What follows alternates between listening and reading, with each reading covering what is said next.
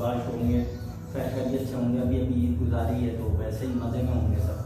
अच्छा, सबसे पहले तो जिन्होंने चैनल को सब्सक्राइब नहीं किया, पहले नीचे देखें वो सब्सक्राइब वाला ऑप्शन आ रहा होगा, सब्सक्राइब करें, बेल आइकन का बटन दबाएं ताकि कोई भी ऐसी वीडियो हो जो हो सकता है आपके काम आए तो आप तक आए। अच्छा, आज हम बात करेंगे lancer convert into evo. Lancer को कैसे कन्वर्ट किया जा सकता है ईवो के अंदर। अब उसमें आप ईवो 1 की कन्वर्जन ले लें, 2, 3, 4, 5, 6, 7, 8, 9 किसी की भी कन्वर्जन ले लें। ये कुछ स्टेप्स में मैं आपको बताऊंगा कि किस तरह इसको इजीली कन्वर्ट किया जा सकता है लांसर टू ईवो।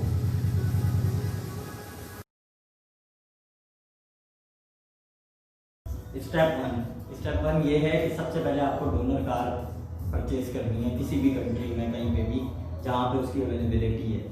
तो सबसे पहले आपको डोनर कार अरेंज करनी है और जाहिर सी बात है कि ईवो 1 है, 2 है, 3 है, 4 है, 5 है, 6 है, कोई भी है जो मतलब जिस मॉडल में आपको जो गाड़ी कन्वर्ट करनी है। अब जाहिर सी बात है अगर ईवो 4 है तो आपको ईवो 4 वाला मॉडल लांसर में चाहिए होगा। ऐसा नहीं है कि ईवो 7 वाला मॉडल उठा के आप 4 में कन्वर्ट कर दो और 4 वाला उठा के 7 में कर दो, ऐसा नहीं।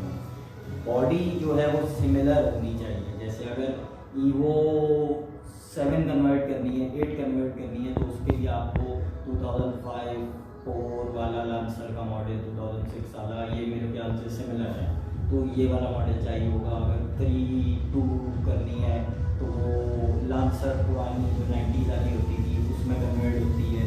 और अगर 4, 5, 6 करनी है तो वो गैलेंट वाला शेप है। अगर ईवो 9 करनी है तो वो लांसर का 2010, 11, 12, 13 वाला मॉडल होना चाहिए।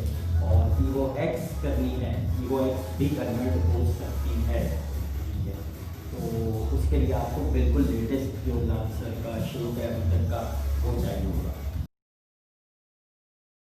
सेकेंड स्टेप इसका ये है कि आपको सबसे पहले तो गाड़ी कहीं पे भी वो डोनर कार खरीद के उसके कट पीसेस करने पड़ेंगे। जाहिर सी बात है आप पूरी गाड़ी इम्पोर्ट नहीं कर सकते। बहुत सी ऐसी कंट्रीज़ हैं जिनमें ड्यूटी भरनी पड़ती है अगर आप पूरी गाड़ी इम्पोर्ट करो। और आप अगर पूरी कर सकते हो तो फिर तो आपको ज़रूरत ही नहीं है कन्वर्जन की, आप पूरी गाड़ी इम्पोर्ट करो। तो उसके लिए सेकंड स्टेप ये होता है कि आपको उस गाड़ी को कट पीसेस में तब्दील कर दिया जाता है और उसको एक परचून की सूरत में, मतलब एक स्क्रैप की सूरत में उस चीज़ को बना दिया जाता है। उसमें से जो बेसिक पार्ट्स होते हैं वो निकाल लिए जाते हैं। निकाल के उसके अल्लाह वल्लाह करें, जैसे कि बेसिक पार्ट्स आप ले लें, उसके डोर्स हो गए, रूफ हो गया, इंजन हो गया और पूरा सस्पेंशन जो उसका हो गया। पीछे का जो ईवो की कन्वर्जन में जो मेन चीज़ है वो बैक कट लाजमी होता है। बैक कट में ईवो की कन्वर्जन में बैक कट जो है ईवो का वो बहुत मैटर करता है। क्यों? क्योंकि उसके काफ़ी चीज़ें जो पीछे का बैक कट सब फ्रेम होता है और नीचे जहाँ पे उसके धड़ी लगती है और सस्पेंशन जो होता है ऑयल व्हील का, तो काफ़ी चीज़ें ऐसी होती हैं ईवो की कन्वर्जन में बैक कट से रिलेटेड जो कि बहुत ज़रूरी होती है।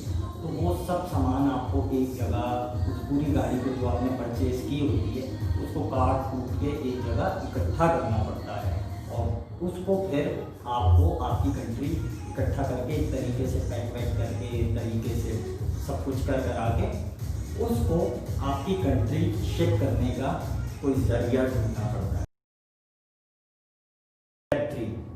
जब मीनवाइल वो तमाम सामान जो आपने उस गाड़ी को ख़रीद के काटा है और निकाला है वो आपकी कंट्री शिप हो रहा है, तो मीनवाइल आप चाहो उस टाइम में एक वहाँ पे डोनर कार खरीद लो या आपके पास अगर पहले से मौजूद है आप उसकी कन्वर्जन के लिए मंगा रहे हो तो आप वो कार अरेंज कर लो कि जिसमें आपने वो सारा सामान लाके डालना है। तो जितना टाइम आपका शिपिंग में लगेगा आप अपनी गाड़ी को रेडी करा लो। जैसे कि अगर आपके पास गाड़ी मौजूद है तो आप उसको पूरा खुलवा लो, मतलब खुलवाने से मुराद उसके डोर, उसके बोनट, बम्पर, इंटीरियर सब कुछ XYZ उसको बिल्कुल खाली करके, बिल्कुल एम्प्टी करके उसको खड़ा कर दो ताकि आपके पास जब तक वो सामान पहुँचे, ठीक है, और सामान पहुँचे और आपकी गाड़ी रेडी खड़ी हो वो सामान डलने के लिए। तो इससे क्या है, इससे आप जितना टाइम अपना बचा सकते हो टाइम बचाओगे और जल्द से जल्द कन्वर्जन होगी आपकी, और बहुत मखसूस से टाइम में आप कन्वर्जन कर सकते हो।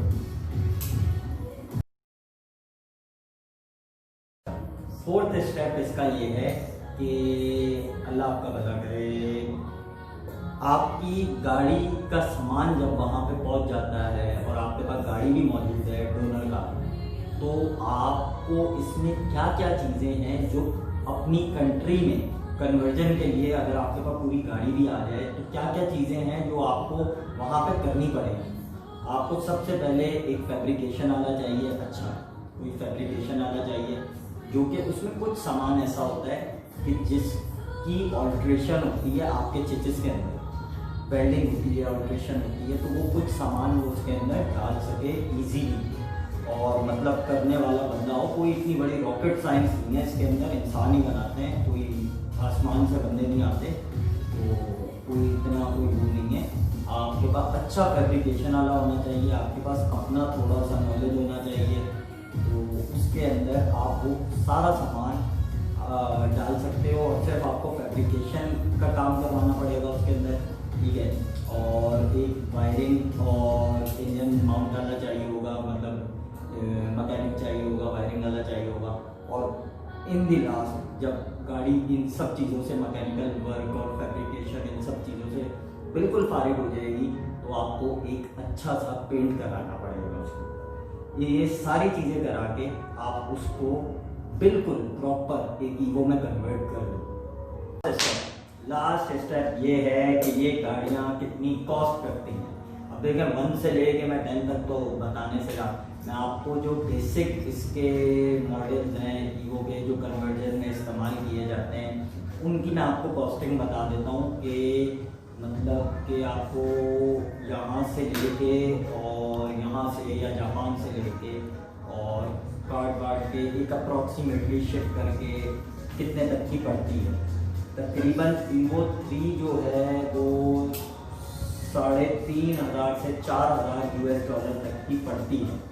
किसी कंट्री से ख़रीदी जाए और उसको वहाँ से मंगवा के किसी भी फ्री जोन कंट्री में उतार के कट पीसेस में कन्वर्ट करके और एक दूसरी कंट्री में भेजना, इस पूरे प्रोसीजर में जो खर्चा आता है, ये मैं सिर्फ उस प्रोसीजर की बात कर रहा हूँ। ये जो प्राइजेज आपको मैं बताऊँगा ये सिर्फ उस प्रोसीजर के प्राइज हैं कि आप अगर किसी कंट्री से कोई कार खरीदते हो और ख़रीदने के बाद किसी फ्री जोन कंट्री में उतारते हो जिधर ड्यूटी फ्री होती है या फिर कोई बहुत कम पैसे ड्यूटी के चार्ज होते हैं या फ्री ऑलमोस्ट फ्री होती है, तो उसकी बात कर रहा हूँ। ये मैं पूरी कन्वर्जन के पैसे नहीं बता रहा। तो उस पर ईवो 3 जो है उसके अप्रॉक्सीमेटली 3,500 to 4,000 US$ तक खर्चा आता है, ठीक है। और अल्लाह आपका भला करे, जो ईवो 5 और 6 है उस पर अप्रॉक्सीमेटली 5,000 to 6,000 US$ खर्चा आता है। और ईवो 7 और 8 जो है वो तकरीबन 9 to 10,000 US$ खर्चा आता है। ये फिर से मैं आपको बता रहा हूँ कि ये सिर्फ वो खर्चा होता है कि आपने फ़र्ज़ करें फॉर एग्जांपल कि आपने जापान में ईवो खरीदी है और जापान से ख़रीद के आपने वो दुबई में उतारी है और दुबई में आपने उतार के पोर्ट से क्लियर करा के, जापान से ख़रीद के दुबई में उतार के पोर्ट से क्लियर करा के आपने किसी अपने यार्ड पे पहुंचाई है और उधर आपने इसको कट पीसेज में कन्वर्ट करके और आगे पाकिस्तान शिप करा दी है और पाकिस्तान में ड्यूटी भर के हर चीज़ करके ये सामान आपके पास पड़ा है। ये उस चीज़ का खर्चा है। बाकी अपना बहुत ख्याल रखें, चैनल को सब्सक्राइब करें, लाइक करें, बेल आइकन का बटन लाजमी दबाइएगा। अपना बहुत ख्याल